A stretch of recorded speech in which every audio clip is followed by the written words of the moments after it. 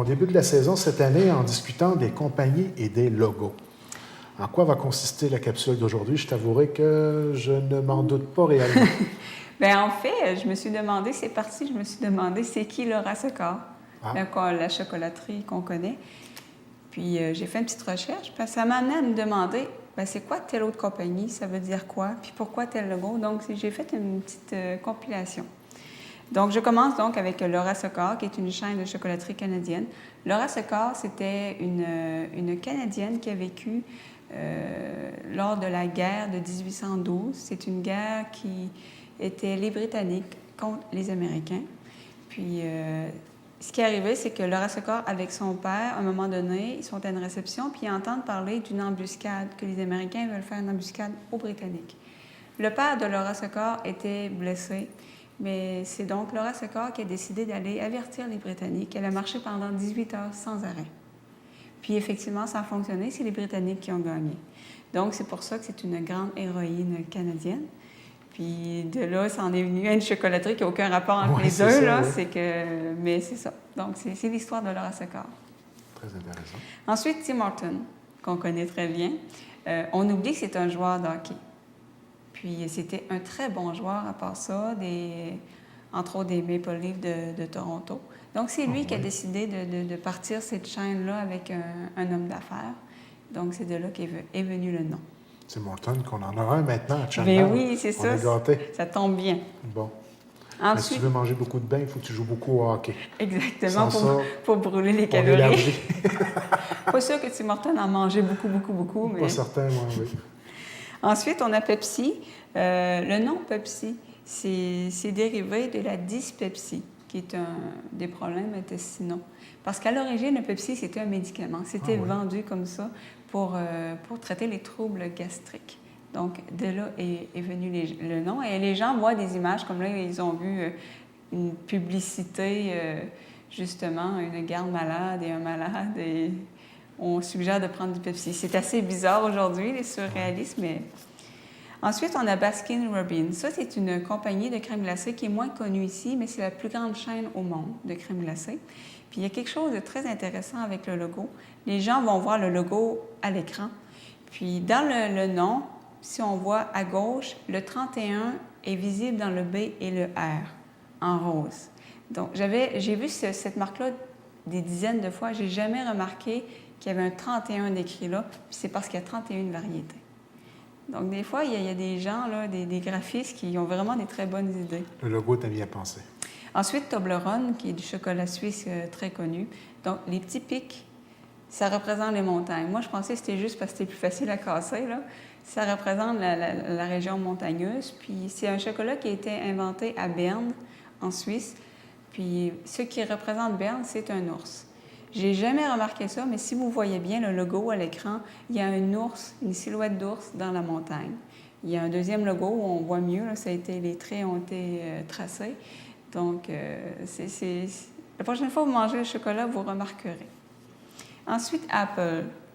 D'où vient le nom? Steve Jobs aimait beaucoup manger des pommes. Puis, à un moment donné, il fallait qu'il trouve un nom pour sa compagnie. Puis, il a demandé à ses collègues, puis... ça brettait, il ne trouvait rien. Puis là, il a menacé ses collègues. Si vous ne trouvez rien, je vais donner le nom de pomme. Puis finalement, c'est comme ça qu'est né le nom Et quel empire c'est devenu aujourd'hui? De l'entreprise. Puis les gens vont voir à l'écran un ancêtre de l'ordinateur Apple, je pense que c'est de 1976. Donc, ça a beaucoup changé. Ensuite, Google, qui est le moteur de recherche qu'on connaît bien. Ça vient d'où le nom? C'est que les gens qui ont créé ça, on faisait des plaisanteries sur le fait que Google, ça serait tellement bon qu'il allait trouver des tonnes et des tonnes d'informations. Puis il y a un nombre qu'on appelle Google. Les gens vont voir à l'écran, c'est un 1 suivi de 100 zéros. Donc c'est un nombre immense. Puis eux, ils ont décidé d'appeler ça comme ça Google. Pourquoi c'est devenu Google? C'est que l'homme d'affaires qui leur a donné de l'argent, lorsqu'il a fait le chèque, il a fait une erreur dans le nom, comme ça arrive souvent. Donc, c'est devenu Google. Mais à la base, ça représente un chiffre astronomique. Ensuite, on a Adidas. Le nom Adidas, c'est que le fondateur s'appelait Adolf Adi Dassler. Pourquoi on n'a pas appelé ça des Adolphes? C'est que c'était en 1920, puis le nom Adolphe n'était pas très populaire avec Adolf Hitler. Ouais. Ensuite, on va rester dans les souliers. On a Nike, qu'on appelle aussi Nike. C'était nommé pour la déesse grecque de la victoire. Les gens vont voir une image d'une pièce de monnaie. Ensuite, on va aller avec une autre marque de chaussures très populaire, les Reebok. C'est quoi des Reebok? C'est une orthographe différente de Reebok, qui est une antilope africaine. Donc, l'image a été choisie, les antilopes courent rapidement.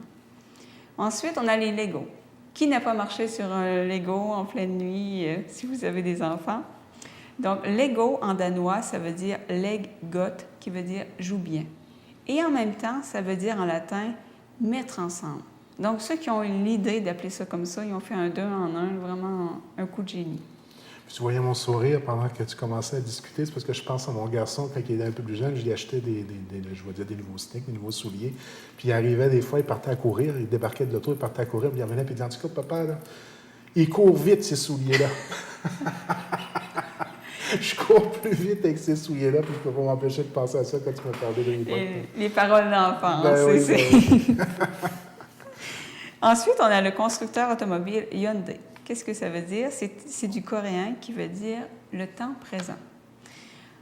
Comme autre constructeur automobile, on a Subaru.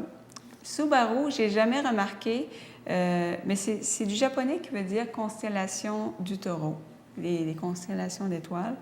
Puis vous allez voir le logo, puis la constellation d'étoiles est dans le logo. Les fameuses petites étoiles, oui.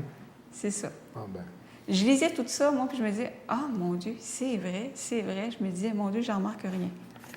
Ensuite, on a BMW, donc, qui veut dire Manufacture bavaroise de moteurs, en français.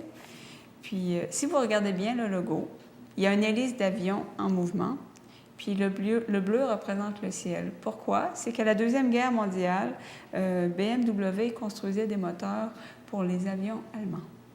Donc, c'est venu de là le logo. Ensuite, on a FedEx, qui est une compagnie populaire pour envoyer des lettres, des colis, de la marchandise. Vous allez voir le logo à l'écran. Si vous regardez bien, entre le E et le X orange, on voit une flèche blanche apparaître. Ça aussi, je ne sais pas combien de fois j'ai eu le logo dans la face, puis je n'ai jamais remarqué ça. On continue avec les logos, les Whalers de Hartford, une équipe de la Ligue nationale qui n'existe plus. Je n'ai jamais porté attention au logo. Vous allez le voir à l'écran. Donc, on voit le bleu qui représente une queue de baleine. On voit le vert qui représente le W de Whalers, qui veut dire baleinier en français, les chasseurs de baleines. Puis, regardez bien le logo. Entre le bleu et le vert, vous allez voir un H blanc que je n'ai jamais remarqué et qui veut dire Hartford. Donc, c'est intéressant de voir les petits détails que les graphistes font qu'on ne remarque pas au premier coup d'œil. Puis parfois, la signification de logo prend tout son sens lorsqu'on réussit à le décortiquer comme ça. Mais on voit qu'il y a eu une recherche avant d'en arriver au produit final. Ben oui, des fois... Souvent, au premier coup d'œil, ça a l'air de rien, mais il y a tout un message derrière et on le constate, là. C'est ça, il y a beaucoup de recherches, comme tu dis, qui est fait dans ce domaine-là. C'est des génies. C'est des génies, puis souvent, des fois, je vois des logos, je me dis, mon Dieu, c'est des grosses compagnies, tu dis, mon Dieu, ils ont payé je ne sais pas combien pour ça.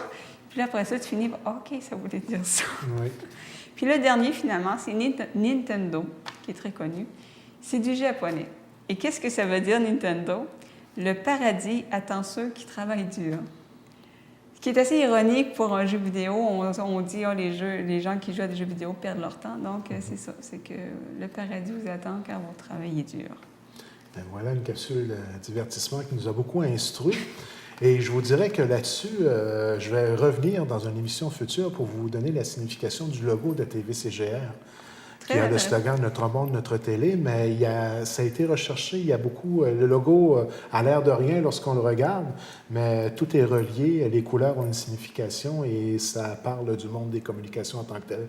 Malheureusement, je ne l'ai pas en mémoire, en tête, pour pouvoir vous l'expliquer ni pouvoir le représenter, mais je vais revenir là-dessus pour que les gens comprennent bien la signification de notre logo, un nouveau logo qu'on a adopté depuis 2004 déjà.